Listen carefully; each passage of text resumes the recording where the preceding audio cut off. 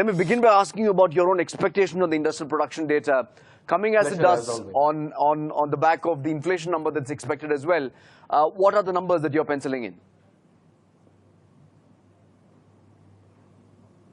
A little higher than your consensus estimates, Harsha.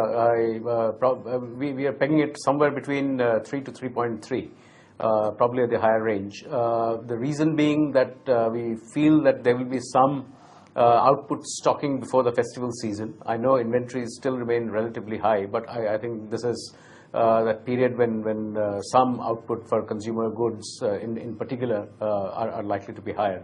And our sense is that there will be a slightly higher performance in the capital goods sector as well. I mean, remember, we are pegging capital goods growth at around 4%, which might turn out to be a little higher. We think that there is some momentum in power sector equipment that's likely to show up. Remember, 4% is no great shakes, but typically in the month of August there is a drop in the index. This time the drop we are betting is likely to be lower, so 3.3%.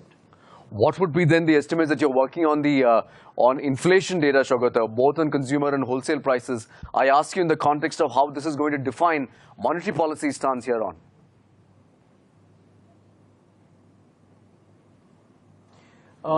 Inflation numbers, WPI probably somewhere in the range of 6%, maybe a little bit lower, 5.8 to 6%. CPI is likely to be far higher. CPI is probably in the range of 9.4 to 9.6%, somewhere in that range. The growth inflation combination, I think, is clearly tilted towards, if not a tightening, stable rates. There's no chance at this point of an initiation of a rate cut cycle. As of now, the balance of probability is that a little bit on the skewed towards a 25 basis point increase, but it's also likely that he'll bring the MSF rates down. I think there is sufficient comfort now, both from the global side and as well as domestic liquidity. I think he will move the MSF a little bit lower as well.